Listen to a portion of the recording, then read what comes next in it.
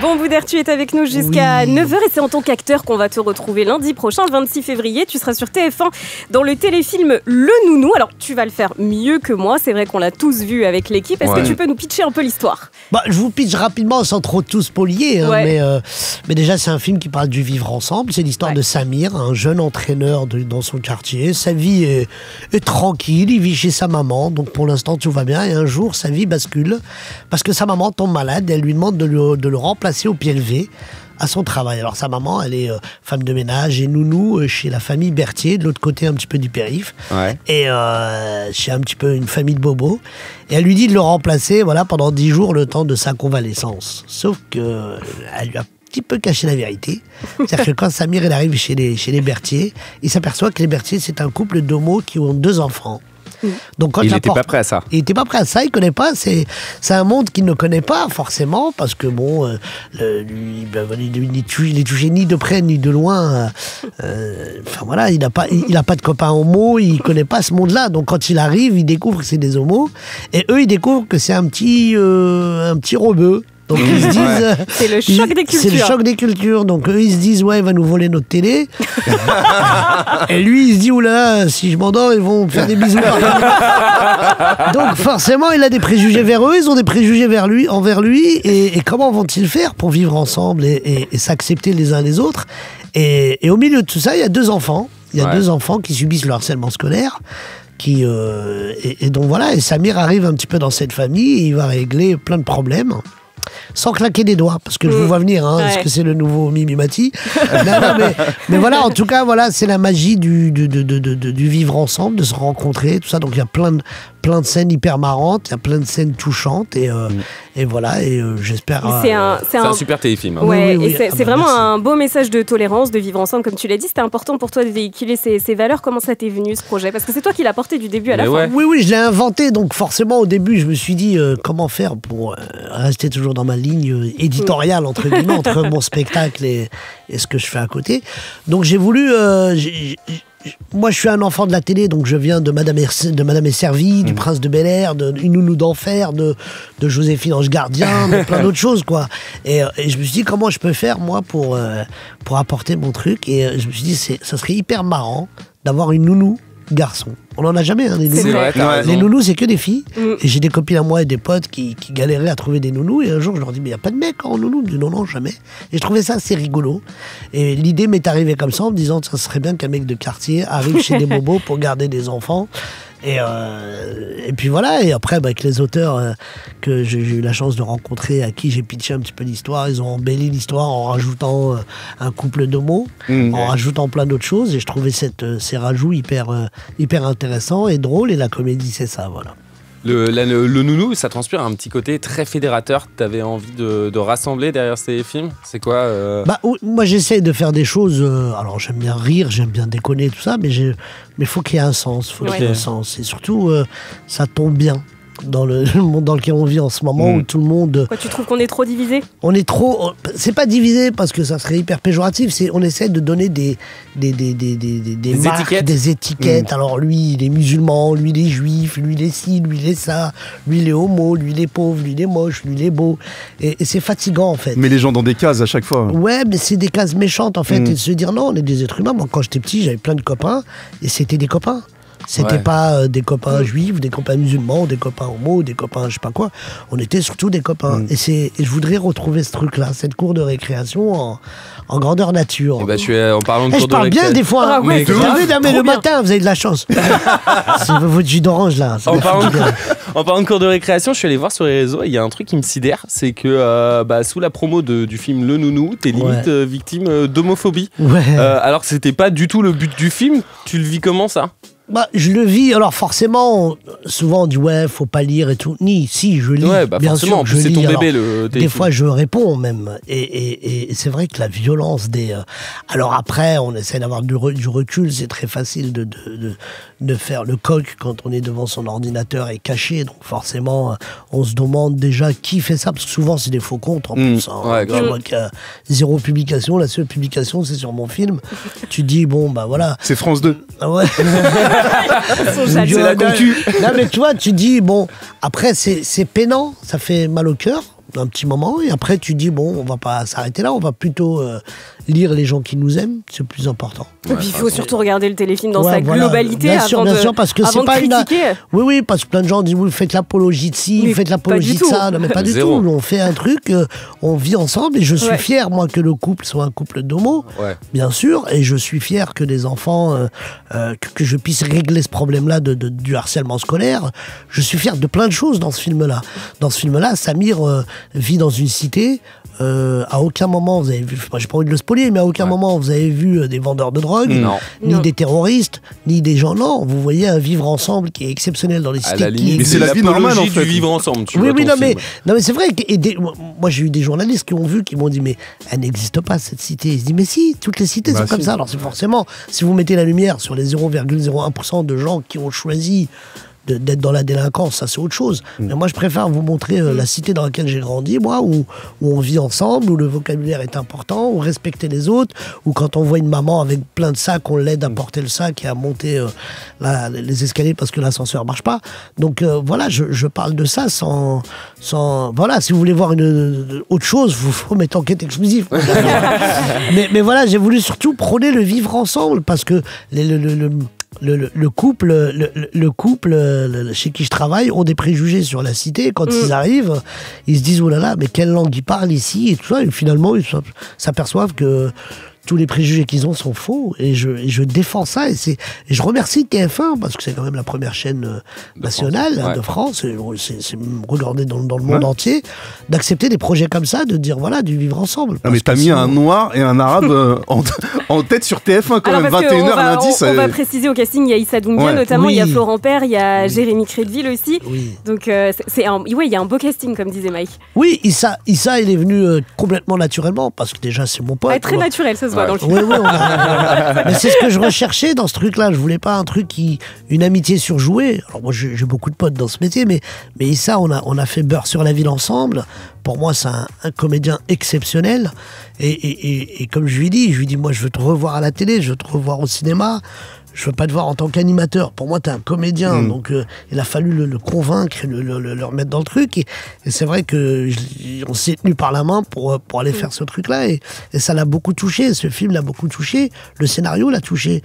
Pareil pour Jérémy, et pareil pour Florent, et pareil pour tous les gens qui ont participé à ce truc-là. Et c'était une ambiance magnifique, parce que tout le monde était d'accord avec le message du film. Ça, c'est important. J'ai vu qu'en cas de succès, ça pourrait devenir une série, c'est vrai ? Comme on dit dans le Vercors, Inch'Allah. Mais j'aimerais, parce qu'il y a tellement de choses à développer, il y a tellement de choses que Nounou peut régler, tu vois, et oui, c'est mon rêve. Alors, vous connaissez un petit peu la magie de la télé, hein. Si ça cartonne, forcément, on va me demander d'autres épisodes. Si ça marche pas, bon, je reviendrai au Move pour faire le ménage.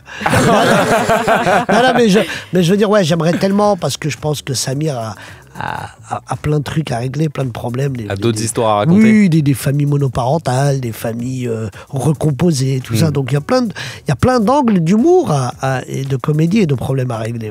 Et devenir un acteur récurrent sur la première chaîne de France et d'Europe, c'est un rêve ? Un rêve... Mon rêve, c'est surtout de faire des choses et que ça marche, quoi. Mon rêve, je le vis déjà parce que voilà, ça fait 22 ans que je fais ce métier-là, et que voilà, j'ai connu des hauts, des bas, et là je reconnais des hauts, et donc c'est la beauté de ce métier-là. C'est qu'il faut toujours, à chaque fois qu'on écrit ou qu'on fait un projet, on appuie sur reset, et ça voilà, c'est comme si on remettait le titre en jeu à chaque fois. Bon, on le disait, toute la semaine prochaine, c'est la semaine Boudère. Parce que bon, on te voit sur TF1. C'est comme la Saint-Valentin. Oui. C'est la semaine Boudère. On te voit aussi sur TMC. Ce sera mercredi. Ton spectacle Boudère is back arrive.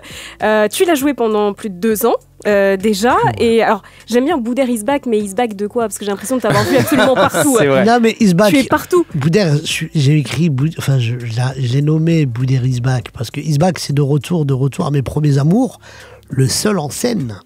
Parce que moi j'ai commencé par le seul en scène en 2003. Ensuite, j'ai fait des pièces de théâtre. J'ai joué avec Édouard Baird, j'ai joué La Grande Évasion avec mes potes Paul Serré et Waïd Bouzidi, paix à son âme. On l'a joué pendant 5 ans, cette pièce.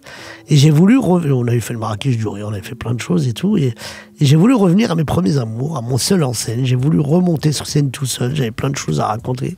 Et c'est pour ça que ça s'appelle Boudère is back, tout simplement. J'imagine qu'en 2 ans, t'as beaucoup de potes qui sont venus te voir, c'est sûr. Tu sais, 4 ans, parce qu'on oublie l'année du Covid, on oublie plein de choses, mais il y a eu plus de 800 dates, presque 900 000 personnes, plus de 900 000 personnes. Donc oui, ça va être compliqué de faire le deuil, parce que je suis en train d'écrire un nouveau spectacle, de faire le deuil de ce spectacle-là, oui. Ouais, je comprends. Et sur ces 4 ans de boulot, de seul en scène et tout, c'est quoi le plus beau retour que tes potes aient pu te faire? Le plus beau retour? Ouais, qu'est-ce qui t'a... Parce que ça a été merci pour l'invitation. Merci.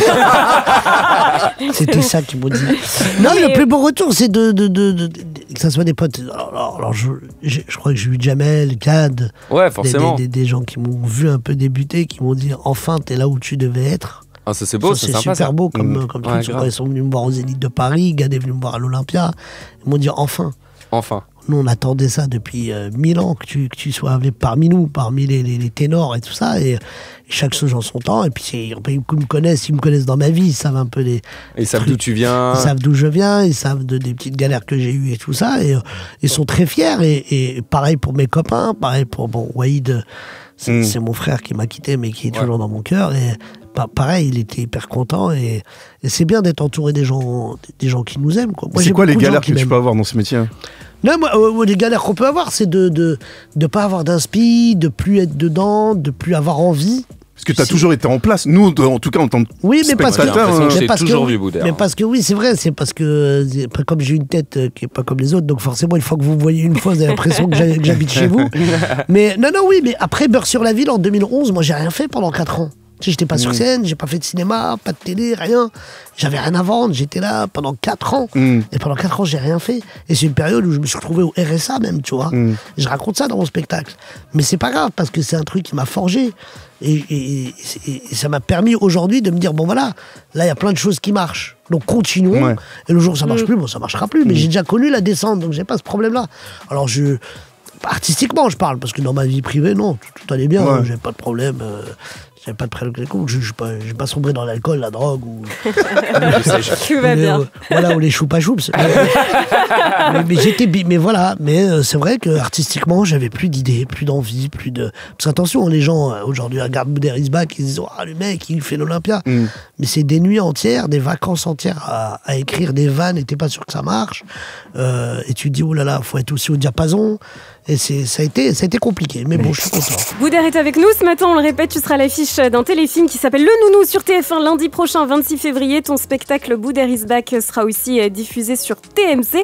Alors c'est vrai, Boudère, tu as beaucoup œuvré pour améliorer l'image des banlieues, à combattre notamment les clichés par le rire.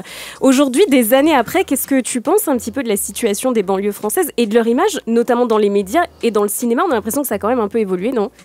Dans leur image, surtout dans les chaînes d'actualité, c'est toujours c'est de pire en pire. Ouais. Alors on joue à un jeu qui est un peu dangereux, d'essayer de tout. J'aime pas dire tout noircir parce que le noir est une couleur magnifique. On essaie de tout rendre péjoratif dans ces quartiers pour pouvoir derrière avoir des comment on appelle ça, à des fins de vote, quoi. Ouais, ou à des fins politiques, et c'est chiant parce que c'est pas vrai. Il y a plein de gens qui œuvrent dans les quartiers, que ce soit des associations, que ce soit des trucs, pour que tout se passe bien, et malheureusement on casse leur travail. Donc forcément un jour viendra où tout ira bien, ça c'est sûr, hein. Ça peut pas être mais on essaye dans les films, on essaye dans les sketchs, on essaye dans tout ce qu'on fait d'apporter de la bonne humeur et des choses bien. Et d'un point de vue politique, quand tu vois la montée des extrêmes en France, tu vois, on annonce Marine Le Pen 2027, il y a des choses. Qu'est-ce que tu te dis, toi? Ça t'inquiète, ça me peine. Ça me peine. C'est pas la France dans laquelle j'ai grandi, c'est pas les écoles dans lesquelles j'ai été, les écoles publiques où tout le monde était, on rigolait tous ensemble, et quand on avait un problème de gomme, on se prêtait nos gommes. Donc oui, c'est malheureux et ça me peine, mais on fera tout pour que ça se passe pas, quoi. Alors je crois savoir que toi tu t'es lancé dans cette carrière artistique grâce à un proviseur qui t'avait un peu poussé quand t'étais en BEP. C'est quoi cette histoire? Oui, en fait quand j'étais en BEP, j'étais dans une classe de ouf, et j'étais le chef des oufs. C'est bien dit. C'est pas mal Oui, ça. Chef des ouf. je suis honnête avec moi-même. et donc voilà, et il y avait un cours d'improvisation, de théâtre d'improvisation le vendredi. Et je me rappelle, et les élèves qui faisaient, il y avait certains élèves qui faisaient ce cours-là, ils ont dit à la prof d'impro, qui était aussi une prof d'histoire, on dit écoutez, il y a un mec, il est hyper marrant, il s'appelle Boudère, il nous fait rire tous les jours, il nous fait rire. Franchement, pour le spectacle de fin d'année, ça serait super qu'il soit avec nous et tout. Donc quand ils sont venus me proposer le théâtre, je dis oui, c'est vendredi, ah ouais, à quelle heure? Mais quand ils m'ont dit que c'était à 17h. Un vendredi. Un vendredi, moi je finissais à midi, tu vois pas. Moi mon week-end il commence à 12h10. Je dis mais jamais de la France. Jamais de la France. Ah ouais, ils m'ont dit non mais vous êtes malade, moi je vais aller pour revenir à l'école. Moi si c'est pendant les cours, je viens. Et du coup la prof elle est partie en parler au proviseur. Okay. Ouais mais je te jure il est marrant, on aimerait bien l'avoir. Le proviseur dit mais t'inquiète pas, il va faire une bêtise dans pas longtemps. Et au lieu de le punir, je l'enverrai au théâtre. Et même pas il a fini cette phrase que déjà il y avait une plainte. J'ai été convoqué, il m'a dit voilà, je te laisse le choix, soit je te vire 3 jours, soit tu vas au théâtre. Et moi virer 3 jours c'est l'équivalent de la guerre en Ukraine, chez moi à la maison. Donc j'ai dit oui je vais au théâtre. Donc je suis arrivé, et là on a commencé à faire de l'improvisation, j'ai commencé à jouer le rôle d'un docteur, d'un avocat, je trouve ça tellement marrant. Et j'ai pris dans la gueule vraiment des rires des gens que je connaissais pas, parce qu'à cette époque-là, on jouait dans d'autres lycées. Et j'ai dit, mais c'est quoi cette adrénaline, c'est quoi ce kiff? Et j'ai pas lâché ce truc-là. Et t'as invité les enseignants à tes spectacles après ou pas? Ils sont tous venus. Il y a mon proviseur qui est venu. Ah ouais. Non. Il y a mon prof d'anglais. Ils sont tous venus vraiment voir mon spectacle. Et ça m'a beaucoup touché. Il y a surtout une dame qui n'est plus de son monde, qui était Madame Bataille, que j'adorais, parce que c'est elle qui donnait la bourse. Donc forcément, j'adorais beaucoup. Et elle est venue, et ça m'a fait plaisir. Ça m'a fait plaisir qu'elle soit venue. Et le proviseur avait beaucoup été ému et touché, que je parle de lui parce qu'il connaît me voir, il m'a dit franchement ça me fait plaisir que tu dises que c'est un peu grâce à moi. Moi j'avais peur qu'il me demande des pourcentages. C'était ton agent. Ouais, j'avais peur de ça. Après il m'a dit non mais franchement ça me touche et tout ça, et donc je suis devenu un petit peu l'école où j'étais l'exemple de se dire. Elle s'appelle l'école Boudère maintenant. Ouais Boudère. Ici repose Boudère, il y a écrit. non mais voilà, ça m'a Et du coup le théâtre à l'école, là, le fait qu'ils mettent le théâtre à l'école, c'est une bonne chose pour toi. Mais c'est exceptionnel le théâtre. Alors je le dis à plein de gens que je croise, faites du théâtre. Alors pas pour devenir comédien mais il faut en faire pour pouvoir se libérer sa parole, ne plus être timide, pouvoir parler devant une assemblée de gens. C'est pas facile, c'est pas donné à tout le monde, ça combat la timidité et on vous voit sous un autre angle quand vous êtes au théâtre, c'est vrai, hein. C'est très marrant. Alors on te retrouve sur TF1 pour Le Nounou, mais il y a 2 ans tu avais participé à une émission qui s'appelait Les Touristes Mission Agriculteurs. Tu avais dû te familiariser avec ce milieu que tu connaissais assez peu. Alors c'est vrai que les agriculteurs ont fait la une de l'actualité là il y a quelques jours. Est-ce que tu as compris leur révolte? Mais déjà quand on avait fait cette émission-là, en off, on parlait avec les agriculteurs. On était chez une famille on était dans une ferme, chez une famille. C'était un couple de jeunes qui avaient tout laissé pour acheter une ferme et pour faire de l'agriculture, ça, s'occuper des vaches et compagnie. Et quand je parlais avec eux, déjà, ils nous expliquaient leur vie. Mais ils n'ont pas de vie. Ils n'ont pas de vacances. Ils ne peuvent pas laisser partir 3 semaines en vacances et laisser la ferme toute seule. Ils ont un travail énorme. Alors, ils aiment ce travail-là. Mais le retour de leur travail, il est tellement peu par rapport à l'engagement qu'ils ont que franchement, je comprends énormément. Je comprends quand ils disent c'est pas normal qu'on ramène du camembert du Japon, c'est pas normal qu'on ramène qu'on importe des produits alors qu'ici on peut tout faire. Et ça, je comprends vraiment, ouais. En septembre dernier, il y a eu un gros séisme au Maroc. Tout le monde en a parlé. Aujourd'hui, c'est vrai qu'on en parle un petit peu moins. Toi, tu t'étais grave mobilisé. Tu connaissais forcément des gens là-bas, j'imagine. Mais je continue toujours à mobiliser parce que c'est jamais fini. Alors il y a la comment on appelle ça, il y a ce qui s'est passé à l'instant T, et puis il y a la reconstruction. Et c'est surtout la reconstruction qui est importante. Mais moi je suis d'origine marocaine. J'ai la chance d'avoir vu le Maroc, mon pays, donner un cours de comment on appelle ça, du vivre ensemble et de la solidarité à tous les autres pays du monde. Parce qu'ils ont été hyper efficaces. Le gouvernement a mis en place des choses exceptionnelles. Nous, on a juste apporté une pierre à l'édifice avec Gad, avec Jamel, avec plein d'autres. Et c'est vrai qu'on avait fait un spectacle qui avait généré beaucoup d'argent.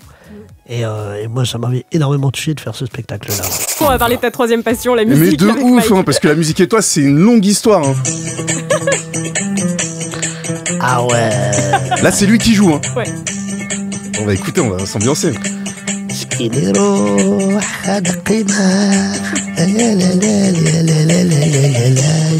Oh, ça c'est mon hobby, ça. Menguellet.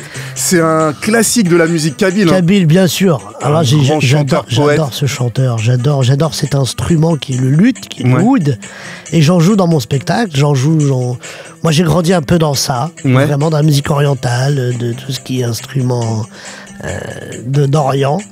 Et le rap aussi, mais c'était plus t'étais plus dedans. Ouais, là j'étais plus dans ça, moi. Là on parle de chanteur, de poète carrément, tu vois, mais après t'avais Lounès Matou qui était aussi engagé. Toi si t'avais une carrière artistique dans la musique, t'aurais été plutôt dans le style poète ou plus en mode Lounès Matou engagé? Je pense que j'aurais été poète. Ouais. Je pense que j'aurais été poète, j'aurais récité des poèmes, j'aurais été idir. Mais t'as déjà écrit ou pas? Non, laisse tomber, moi. Oh non, moi j'ai une souris verte. Moi j'ai écrit une souris verte. Non, je n'ai jamais écrit de la musique. Je me suis dit, en écoutant les textes de certains, je pense que ça doit être pas facile d'écrire une musique. Ça, c'est pas facile. Hein. Ça doit pas être facile, mais c'est pas facile d'écrire un film non plus. Oui, comme c'est pas facile de venir à la radio à 6h du matin. Et chacun son truc. Mais oui, non, je pense que ça doit pas être facile. Ouais. Comme je disais, la musique et toi, c'est une longue histoire. En 2017, t'as joué aussi dans le clip En Chaleur de Ghetto Phénomène. T'as oublié ça? J'ai fait ça moi. Mais oui, c'était le conducteur du bus. Ah oui, de Jul. Mais oui. Ah oui. Oui, je me rappelle de ça. C'est une expérience que t'as kiffé ou pas? T'as oublié carrément. Non, mais c'est pas ça, c'est que c'était tellement marrant que mes pieds ne touchaient pas les pédales. Et quand ils m'ont dit ne t'inquiète pas, le bus ne bougera pas, j'étais content. Ouais, je me rappelle de ça. Mais t'as aussi fait du Amel Ben, t'as fait du Magic System. Amel, Magic, du Kinvé. Kinvé, oui, Fatoumata Matsukite. Oui, bon, on m'a appelé pour des clips, je trouvais ça marrant. Mais tu vas direct quand on t'appelle? Ouais, faut que la musique me plaise, faut que les paroles me plaisent, faut pas que ça soit des paroles. Enfin voilà. Pas des paroles, viens on se voit quand ton père et ta mère ils sont par là. Ouais, ça te parle moins ça. Je vais dormir dans ton lit alors que ton père n'est pas au courant. Enfin les trucs, les chansons fous. Là. Justement dans la nouvelle génération de rap, parce que là quand on a fait le Wake Up Mix tout à l'heure, on a écouté tes sons, c'était beaucoup de classiques, tu vois, il y a eu du ROH2F, du IAM aussi. Et dans la nouvelle génération, t'écoutes ce qui se fait ou pas? Alors j'écoute beaucoup ce qui se fait. Moi je suis dans le commercial, hein. J'écoute ce qui se fait quand je suis en... De toute façon tout est commercial. Hein. Oui, non mais j'aime bien, tu vois, j'aime bien Caris, j'aime bien. C'est un fou, j'adore. Mais j'écoute un peu tout. Après, dès que je vois que les paroles ne vont pas trop avec ce que je pense, je suis papa aujourd'hui, donc forcément, je suis un peu moins, je suis plus dans le côté Yeuve, team Yeuve. Je suis team Yeuve en ce moment-là. Donc j'essaie dès que ça dénigre un peu la femme, dès que c'est pas valorisant pour l'être humain, bon, je zappe parce que voilà. C'est vrai qu'aujourd'hui, on se penche plus vers le son que vers les paroles, et ça c'est dommage. C'est ça le truc, quoi. Là c'est qu'on prend une dose de vibe, mais on n'écoute pas à l'époque il y avait vraiment des thématiques. Oui, il y avait des thématiques fortes. Un peu où chacun défendait un petit peu son crew, tu sais, c'était un peu... Aujourd'hui quand on parle... Aujourd'hui c'est marrant, la dernière fois j'écoutais un mec qui chantait, mais c'était... Ouais, j'ai caché la cam dans le 93, elle est au 2e étage. Le mec il balance tout en fait. Le mec il est là, on était hier, on a fait un plan, on était 4 et on s'est pas fait choper. Eh ben attends, on va venir te chercher. Je trouvais ça assez marrant. Le truc, c'était des casiers judiciaires, les chansons. Mais et excuse-moi, je t'ai coupé, mais après, tout ce que je disais, c'est voilà, on le disait tout à l'heure en off. Moi, ça me dérange quand ça parle de la femme comme un objet sexuel, comme un objet, ça me dérange. J'ai beaucoup de pudeur à ce niveau-là. Et quand j'entends des chansons où tu dis, je sais pas, alors j'ai pas les paroles, mais bouge ton boule, je vais te frotter, des trucs, oh là là, c'est pas possible. Moi je suis papa, mon fils il a 13 ans aujourd'hui, je veux qu'il grandisse dans le respect de la femme, je veux que le jour où il fait... Après c'est du second degré. Oui, mais le public visé n'a pas le second degré, je pense. Moi, je veux que mon fils sache que de faire l'amour à une femme, il faut le faire avec amour, qu'il se passe un truc, qu'on soit en couple, que ce soit un vrai truc, une vraie histoire, que ça soit magique. Passe pas de celle-là à l'autre, et parce que je sais pas quoi, non, mais tu vois, c'est important. Alors peut-être que je suis peu décalé, mais, non, mais ça me dérange. Il y a de tout. Et ce qui est bien dans cette nouvelle génération, c'est qu'il y a vraiment de tout par rapport à notre époque, entre guillemets. Oui, bien sûr. Là, il y a toute forme de rap et il y en a vraiment pour tout le monde, tu vois. Mais combien resteront longtemps? Combien auront une carrière comme Adamo, par exemple? Je suis pas sûr. Je suis pas sûr qu'on est... Le 113 est resté longtemps. Le 113, mais Rimka est toujours là. AP est toujours là. Mokobe aussi. Kerry James sont toujours là. Kerry est toujours là. Ça donne de l'espoir. Rof est toujours là. Ouais, Rof, Booba. Et donc voilà, tu dis, bon, ça va, il y en a quand même qui resteront, mais des nouveaux, je sais pas. Mais c'est pas un peu la même chose dans le monde humoristique aussi? Bah dans le monde humoristique, oui. Si tu écris des spectacles sur l'actualité, forcément, l'actualité change. Donc, parce qu'avec les réseaux, on a vu... il y en a 10 000 en fait des humoristes. On a l'impression d'en avoir 10 000. Mais combien on est à faire une carrière, pas une carrière, mais à faire une tournée, à faire plusieurs dates, à jouer, à être. On construit pas une carrière en faisant 7 minutes de sketch. Non, une carrière c'est long, c'est des hauts, des bas, des tournées, des pas tournées, des salles remplies, des salles pas remplies. On n'est pas beaucoup à faire des zéniths, on n'est pas beaucoup à faire des grandes salles, on n'est pas... Donc voilà, moi je trouve qu'il n'y en a pas assez. Je trouve qu'il faudrait qu'il y ait encore plus de gens qui viennent monter sur scène et qui disent des choses, qui dénoncent des choses, et qui rient avec ces choses-là. Et ça fait pas peur la concurrence? Non, moi je suis pas dans une concurrence. Ou la compétition? Non, il n'y a pas. Chacun son public.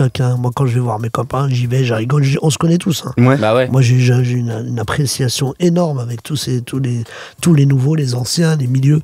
Et j'ai pas de. Non, je suis pas dans une concurrence, non. Ouais. Bah non, parce qu'on est tout seul sur scène. Et le public vient te voir, choisit de venir te voir. Alors pourquoi le public vient te voir toi et pas un autre? Ça, c'est une autre question. Si on avait Mais toi, c'est quoi ton truc en plus à toi, Bouddha? Moi, je vends du shit. Quand ils viennent, je leur donne du shit. À l'entrée, t'as une place, un shit. Non, ce qui fait que c'est peut-être, je sais pas, c'est les thèmes abordés. Je suis assez universel, je suis pas vulgaire. Vous pouvez venir avec vos enfants, vous pouvez venir avec vos familles. T'as un public très jeune d'ailleurs. J'ai un public jeune. Ouais, j'avais promis à ces petites filles de la donner en exemple à chaque fois qu'on me demande l'âge de mon public. Alors ça va de 5 à 1700 ans. Cette fille, elle avait 5 ans et c'était la plus jeune que j'ai eue dans ma salle. Et, parce qu'à la fin du spectacle, je fais monter un enfant avec moi de Saint-Brévin pour faire du show. Et elle avait 5 ans. C'était tellement mignon. Elle n'a pas tout compris. Mais les enfants, quand ils me regardent, ils ont l'impression de voir un dessin animé. Et moi, ça me fait plaisir. Boudé, on va terminer avec les questions des auditeurs. Alors, la première, ce n'est pas une question, mais c'est un très beau message. C'est Gio qui dit « Salut Boudère, j'ai eu la chance de te voir à une sortie de boîte. Mon souvenir le plus marquant, tu es quelqu'un de très humble. Tu as pris le temps de me parler, de prendre une photo et de me faire rire, puis tu es parti. Alors, merci pour ça. » Ah, c'est gentil. Une sortie de boîte? Oui, une sortie de boîte, apparemment. Ça fait très très longtemps. Ça fait longtemps, ça fait longtemps. Il a précisé, c'est à 15 étés de ça. Tu vois, vraiment. 15 étés de ça? Ouais, 15 étés de ça. Mais tu vois, ça l'a combien marqué. d'années, ça? Ça fait 15 ans. C'est gentil. Jessica nous demande l'humoriste qui te fait rire en ce moment. L'humoriste. Peut-être de la nouvelle génération. C'est dur. Je me fâchais avec tout le monde. Non. J'ai Ahmed Sparrow. Ahmed Sparrow me fait beaucoup rire. Az me fait rire. Après, Paul Mirabel. Non, il y en a beaucoup. Moi, je suis très très bon public. C'est-à-dire que moi, quand je vais voir un spectacle, je pose mon cerveau d'artiste, je mets mon cerveau de public et je regarde. Et je ris quand c'est drôle. Et voilà, j'y vais pas en disant waouh, techniquement, il a de la lumière. Non, là, il manque de trucs. Ou alors, quand on me demande de venir et de regarder pour donner mon avis, ça c'est autre chose. Mais je viens, j'adore. Déjà, je paye ma place et je regarde et je passe des bons moments. Donc, je suis assez bon public. J'ai du mal avec la vulgarité. Ouais. Ça, je mens pas, j'ai du mal avec des sketchs très vulgaires, ça me dérange. Je quitte complètement le spectacle à ce moment-là. Mais dans ma tête, je parle. Mais même... Donc voilà, après il y a des thèmes sur lesquels... moi je suis pas pour le... On rit pas de tout, c'est pas vrai. Moi il y a des thèmes... Ah ouais? Oui. Quel thème tu ris pas, genre? En fait, quand tu écris un sketch, ouais, tu pars d'un postulat de truc qui est pas drôle.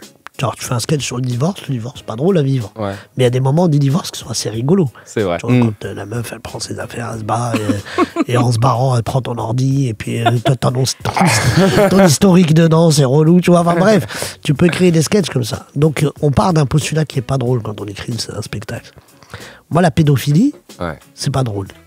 Et je vois pas l'angle de rire là-dedans. Tu vois, un mec qui viole des enfants, comment tu veux que je fasse un sketch sur ça? Moi, je sais pas le faire. Alors, peut-être qu'il y en a qui le font. Moi, je sais pas le faire. Le viol, je peux pas rire sur du viol. Je sais pas le faire. C'est pas mon écriture et je sais pas faire. Donc, pour moi, je pense que s'il y a des thèmes, on peut pas rire de ça. Enfin, moi, c'est ma manière de voir les choses. Hein. On va terminer avec la question d'Adrien. C'est notre je me disais bien qu'est-ce qu'il fout là, lui. Alors, Adrien. Adrien, c'est notre chroniqueur cinéma. Il vient nous voir tous les mercredis. Il est très beau, Adrien. On peut dire qu'il est beau, on a le droit de dire qu'il est beau. Bien sûr qu'on a le droit. Il est très joli. Il est bien décoré. Et tu sais qu'il rêve de percer dans le cinéma. Ah, ouais, mais il faut acheter une place. Voilà. Le cinéma, le métier. Ah oui, pardon. Alors, oui, Adrien. Il y a une question pour toi. Ouais, on s'est déjà vu en fait, parce que quand tu parlais du milieu, moi je suis un peu du milieu aussi, indirectement, un peu plus loin que toi, mais du milieu aussi. Non, alors, tu l'es. on s'est déjà vu, je sais pas si donc tu me reconnais pas du tout. Écoute, je vais t'expliquer un truc. Alors moi, j'ai vu mon fils ce matin, je lui dis qui tu es. Alors okay. dis-moi. Alors en fait, déjà on a plusieurs amis en commun, forcément. Oui. Plusieurs. Alors la dernière fois j'étais au Jamel en fait. Je jouais au Jamel et t'es rentré dans la salle. Moi j'étais sur scène. Toi t'es rentré dans la salle. Tu t'es assis au fond. Tu m'as regardé, j'ai senti je me suis dit, il y a un truc. Et après, tu t'es barré direct, en fait. Moi, j'avais pas terminé mon. Ça l'a beaucoup marqué. Non, mais c'est histoire vraie. Oui. Ouais, c'est vrai. Et non, donc, je te crois pas. Si, je te jure que c'est vrai. Je voulais qu'on mette ça au clair, là, comme ça. Voilà, est-ce que t'as trouvé ça complètement éclaté au sol, ce que je faisais, ou alors t'avais quelque chose à faire? Tu avais quelque chose à faire. Je t'explique. Que je trouve ça éclaté au sol, c'est pas mon éducation. C'est pas possible. Ah, voilà, je me disais bien. C'est pas ça. Ouais. Et la dernière fois, c'était quand? Il y a 1 an environ. Mais les mecs, vous vous rappelez des choses d'il y a 1 an? Ouais. Alors, non, mais au Jamel Comedy Club, alors je dis la vérité, je m'en fous. Quand je suis venu, c'était le soir, forcément. C'était quoi, un mardi, mercredi? Ah, je sais plus, je peux plus te dire. Bref, c'était pas un samedi. Non, sûrement Non, c'était pas un samedi. C'était en semaine. Nous, quand il y a les gens qui jouent au Jamel Comedy Club, quand moi je passe, c'est parce que nous, on joue au poker à côté avec Jamel. C'est juste pour ça. Et moi, je joue pas, je suis le croupier. C'était à toi de jouer, c'est ça? Non, on avait rendez-vous. On avait rendez-vous, tu sais, en haut, il y a une loge, et à côté, il y a la loge. On avait rendez-vous avec Ramsey, tout ça. Et moi, je suis le croupier parce qu'on fait des blagues. Ah ouais. Et eux, ils jouent au poker. T'étais pas du tout venu me voir. Ah, mais j'étais pas venu voir de spectacle. Ah ouais, d'accord, ok. Non, mais autant pour moi. Non, mais c'était pas toi. Mais c'est mieux que de dire oui, j'étais là, mais c'était éclaté. Oui, voilà. Mais en tout cas, moi, je te souhaite de continuer. Un grand merci, Boudère, d'être venu. Boudère. Merci à vous. Merci. On le rappelle, le téléfilm Le Nounou, ça arrive sur TF1 lundi 26 février. Ça déchire vraiment. Mettez-vous devant votre télé. Et puis ton spectacle aussi, Boudère is back, ce sera sur TMC le mercredi suivant.